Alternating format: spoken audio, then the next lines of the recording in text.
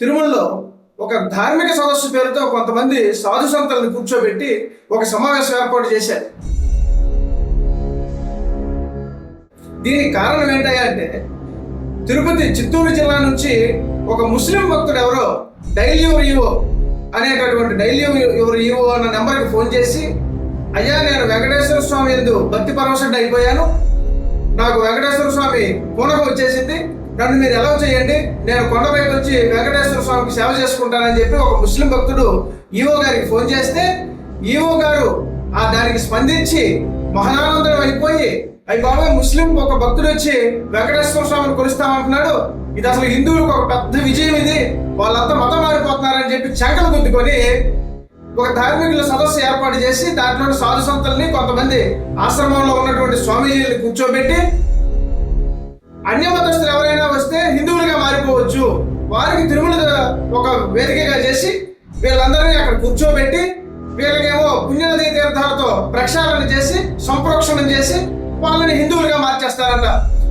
ఉన్న హిందువులకే గతి లేక, ఉన్న హిందువుల్ని కాపాడుకునేటటువంటి గత్యంతరం లేక ఈరోజు మత మార్పులు జరిగిపోయి అనేక మంది హిందువులు అనేక విధాలుగా మత మార్పులు జరిగి క్రైస్తవులోకి వెళ్ళిపోతా ఉన్నారు. వీటిని పట్టించుకోవడానికి మన దగ్గర ఏ విధమైన ఇది లేదు, కానీ అన్య మతస్థులు మాత్రం తీసుకొచ్చేసి మార్చేద్దాం అన్నటువంటి ఒక హాస్యాస్పదమైనటువంటి ఆలోచనతో ఇలాంటి ఒక నిర్ణయం తీసుకోవడం జరిగింది. కానీ దీన్ని ఇలా మనం చూడకూడదు, దీని వెనుక ఒక కుట్ర ఉంది. ప్రధానంగా ముస్లింలు అనేటటువంటి వాళ్ళు కొండపైకి కానీ వస్తే జరగబోయేటటువంటి పరిణామాలు చాలా తీవ్రంగా ఉంటాయి. హిందువులుగా మనకు తెలుసు, నిన్న 21వ తారీఖున జరిగినటువంటి ఒక ఘటన మనం అందరం చూసాం సోషల్ మీడియా.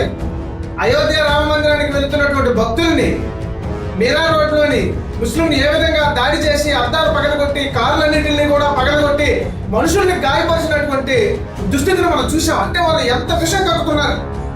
మనం ఈరోజు రాముడి యొక్క ప్రాణప్రతిష్ఠ జరుగుతుంది అయోధ్యకి అని చెప్పేసి భక్తుల వద్ద వెళ్తూ ఉంటే మన మీద దాడులు చేసినటువంటి వీళ్ళని మనం ఈరోజు కొండ మీదకి తీసుకొచ్చి వీళ్ళకి సేవల్లో మనం భాగస్వాములు చేద్దాము, తిరుమల శ్రీవారి సేవల్లో వీళ్ళని కూడా భాగస్వాములు చేద్దాం అన్నటువంటిది ఎంత కుట్రపూరితమైన ఆలోచన హిందువులుగా మనం ఆలోచించి దీన్ని ఎదుర్కోవాలి. ఈరోజు తిరుమల తీసుకెళ్లి అన్ని మతస్థులు కట్టబడుతుంటే చూస్తూ ఊరుకోమేం, సహించాం. ఎంతకాలం హిందువులకి జరుగుతున్నటువంటి దాడులు, దౌర్భాగ్యాలు, అనేక రకాలైనటువంటి హిందువుల మీద జరుగుతున్నటువంటి అనేక అన్యాయాల్ని సహిస్తూ వచ్చాం, ఇక సహించబోవు. మీరు పాలక మండలిగా ఉండి ఈవోగా ఉంటే మీరు కేవలం ప్రజల చేత ఎన్నుకోబడినటువంటి ఒక ప్రజాస్వామ్య వ్యవస్థలో మిమ్మల్ని కొంతకాలం పాటు ఆ బాధ్యతలు నిర్వహించడానికి మిమ్మల్ని అక్కడ కూర్చోబెట్టడం జరిగింది. అలాగే ఈవో అనేటటువంటి వాడు ఎక్కడి నుంచో ఊడిపడదా, పబ్లిక్ సర్వెంట్. ఆయన ఒక పబ్లిక్ సర్వెంట్, గవర్నమెంట్ అధికారి. కేవలం అక్కడ ఉన్నటువంటి పర్యవేక్షణ నిర్వహణ చూడటానికి మీరు జీతం తీసుకుని మీరు పనిచేస్తా ఉన్నారు.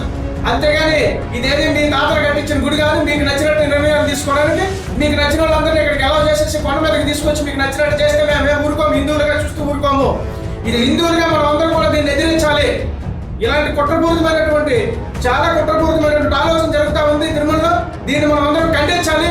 దీనికి నేను కోరుకునేది హిందువులందరికీ ఒకటే, అయ్యా ఈ విషయం పైన అందరూ కూడా మాట్లాడి మీరు అందరూ సోషల్ మీడియా ఈరోజు చాలా విస్ఫోటమైనటువంటి సోషల్ మీడియా విస్ఫోటన కాలంలో ప్రతి విషయాన్ని మనం అందరికీ షేర్ చేసేటటువంటి అవకాశం ఉంది కనుక ఈ ఒక్క సాయం చేయండి.